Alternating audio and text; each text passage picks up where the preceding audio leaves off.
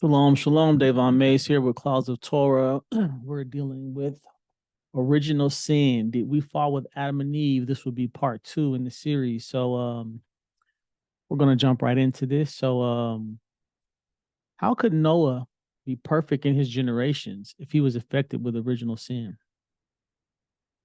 It should have said, since Noah had original sin, he was not perfect like everybody else, and probably shouldn't have been saved from the flood. Genesis 6:9. This is the genealogy of Noah. Noah was a just man, perfect in his generations. Noah walked with God, but he had original sin. It doesn't say that. If Noah's genealogy goes back to Adam, then he should have had this original sin. He couldn't have been just, or some translations say righteous. He couldn't have been perfect in his generations. And if he walked with God, it would have been a flawed walk if he had original sin, which means he could have never really got it together, right? So how was he able to be saved from a flood and save his family? He should have had to wait for Jesus to be born and die, then get saved from the flood. That's not what happened. So, like I said earlier, there's a lot of verses that Christians will point to and say, "Oh, gotcha," right? So we're gonna deal with all of them. Job 5:7. Yet man is born to trouble as the sparks fly upward. Can you be born to some trouble situations? Of course. Exodus 20:5. You will not bow down to them. You will not serve them because I am Yahweh your God, a jealous God, punishing the guilt of the parents on the children of the third and the fourth generations of those hating me. So you could be born in situations where your parents receive some punishment and you get a piece of that. Now, you don't die for your family. Excuse me, you're not going to be put to death for something that your fathers did, but you could be put in a situation, for instance, slavery, like those children who parents sinned and the Israel had to go to Babylon for 70 years. That's a couple of generations that had to, deal with that problem. So you can be born to trouble. Definitely. Does that mean that you just inherit sin though? Like you're just going to be born a bad person, like automatically? No. Jeremiah was trying to keep everybody from sinning before they went to Babylon. He was ordained to be a prophet to the nations. Read Jeremiah chapter 1. If he was born with original sin, he had a lot put on to be he had a lot put on his plate to be a sinner, right? So this is interesting because we know one of the main verses people go to is Psalm 51 on this topic, mostly Christians. A couple of people, mostly I don't want to say Catholic or most of the big denominations, Orthodox Christians. Some of the Messianics will go here too, but a lot of them understand the Tanakh a little bit better than the average Christian. So the Messianics got a little bit more of a Hebraic understanding of things. So the Lord has sought out a man after his own heart. So who could this be? Who would original sin could God be saying he's a man after my own heart?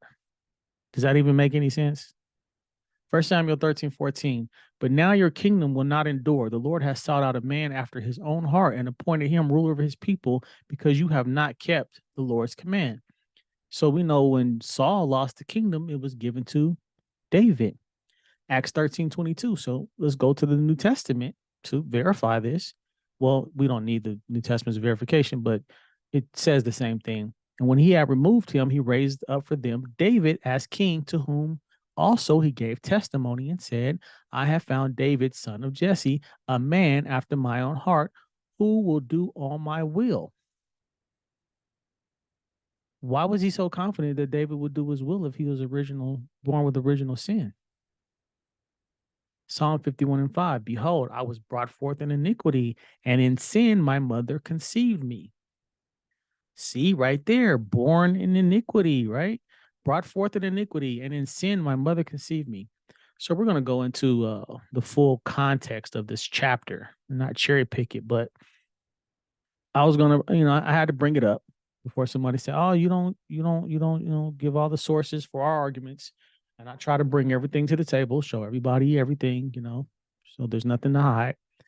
But this same person who was brought forth in iniquity and in sin, my mother conceived me, we're going to see what that actually means. He's a man after God's own heart, according to the Tanakh and the New Testament.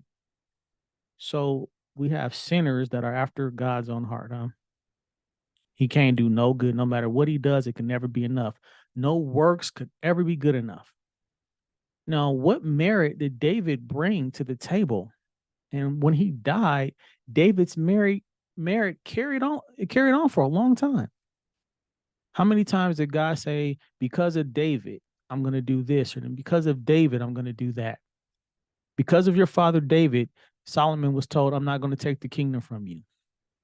He told Hezekiah, not Hezekiah, Ahaz, right? Like all these kings, they had this merit of David, keeping the kingdom around. God promised David that he was going to keep the kingdom around, and his sons just continued to mess up, but that merit lasted for a long time. How? If David's works meant nothing, according to Paul, how's that possible? If he was staying with original sin, nothing should have ever been good enough. Period. For the Lord had accepted Job. So here's another verse, Job 14:1. Man who is born of woman is of a few days and full of trouble. So Jesus was born of a woman, right? Would that apply to him? See, if you're gonna use these verses to condemn people, then you got to deal with everybody who was born of a woman. Job 42:9. So Eliphaz the Temanite and Bildad the Shuhite and Zophar the Naamathite went and did as the Lord commanded them, for the Lord had accepted Job. How was Job accepted if he had original sin? Job 5:17-20. Behold, happy is the man whom God corrects. Therefore, do not despise the chastening of the Almighty, for he bruises, but he binds up. He wounds, but his hands make whole. He shall deliver you in 6 troubles. Yes, in 7, no evil shall touch you. In famine, he shall redeem you from death, and in war, from the power of the sword. How is this possible if you have original sin? How can you accept this correction and get delivered in all these things? In Job 5:17, I think it actually goes to verse 27. So it tells you the rest of the things you get saved from. But I mean, being redeemed from death and from the power of the sword, that's pretty big right there. For somebody with original sin, and there's nothing you can do. But for some reason, God accepted Job. We're told Job was perfect. He was upright. He feared God. He turned from evil. Read Job 1:1. And he was rich. So he had blessings all over him. And the Satan actually complained. He said, Job only listened to you because you give him all this stuff. Why did God give Job all that stuff and tell us that he was righteous and perfect and stuff if he had original sin? Shouldn't that have wiped all that out? It should have said all that, but Job was, staying with original sin. Although he's perfect and rich and upright and fear God. Doesn't say that. Although he's born of a woman full of days and full of trouble, he was still able to be perfect and righteous and turn from evil and not sin with his lips. Read the whole book of Job. See what he went through. See that God said there's no one on earth like Job. It says, have you sought after my servant Job, whom there is none like in the whole earth?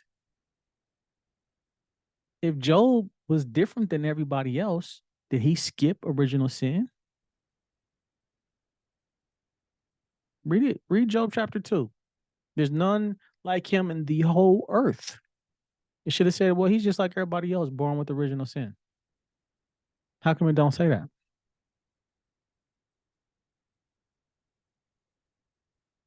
So what should be taught is we have the capacity to sin. Like Adam and Eve. Adam and Eve were not born into sin because they were not born, but they had the capacity to make mistakes. How?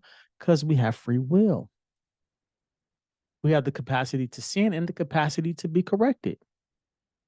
We're not doomed. Once we make a mistake, we're not doomed to just be under that mistake forever, unless we choose to ignore correction. Proverbs 3:11, my son, despise not the chastening of the Lord, neither be weary of his correction. Weary of his correction. We just read, behold, happy is the man whom God corrects. Therefore, do not despise the chastening of the Almighty. Do not despise the chastening of the Almighty. Don't turn from that. Accept that correction. Neither be weary of his correction. You can accept the correction. Proverbs 22:15, foolishness is bound in the heart of a child, but the rod of correction shall drive it far from him. Plenty of people know kids who are bad kids, and they grow up and be perfect people. Not perfect, but, good, outstanding people. But they probably had a little rough childhood. We see it all the time. So the rod of correction shall drive it far from him. His parents got him together. A disciplined child can be corrected.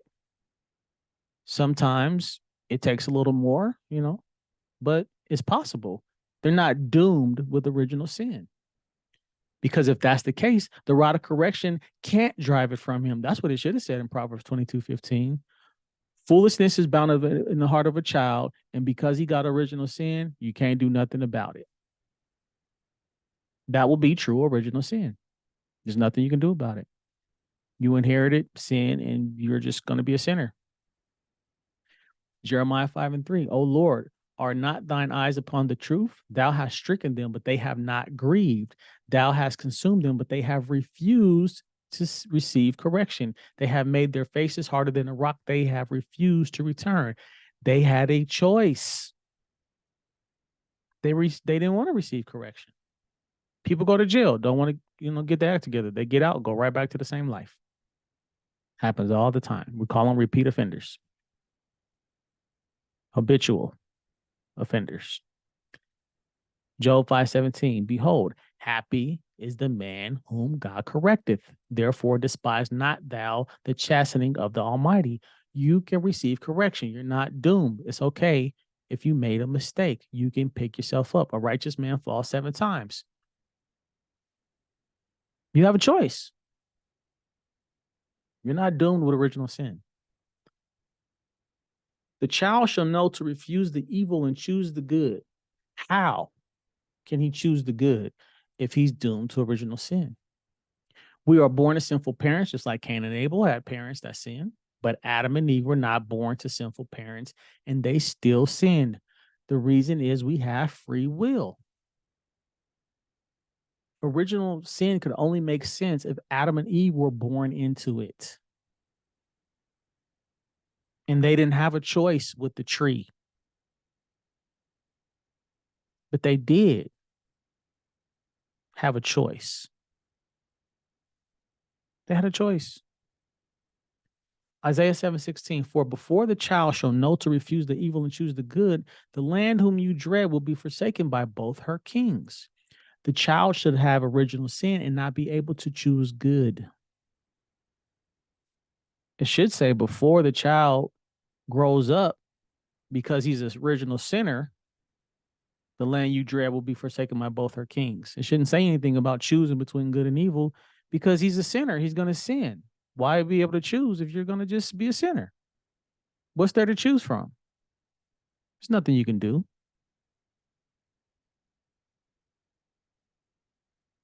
That's not what it says.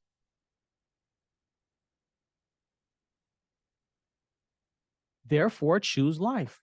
Why do we have choices all over the Tanakh if there's nothing you can do with your original sin? Deuteronomy 30:15. See, I have set before you today life and good, death and evil.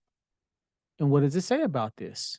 I call heaven and earth as witnesses today against you that I have set before you life and death, blessing and cursing. Therefore, choose life that both you and your descendants may live.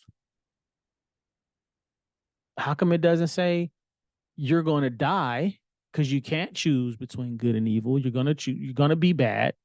There's no choice. And you and your descendants are going to die in your sins. until I send somebody to save you.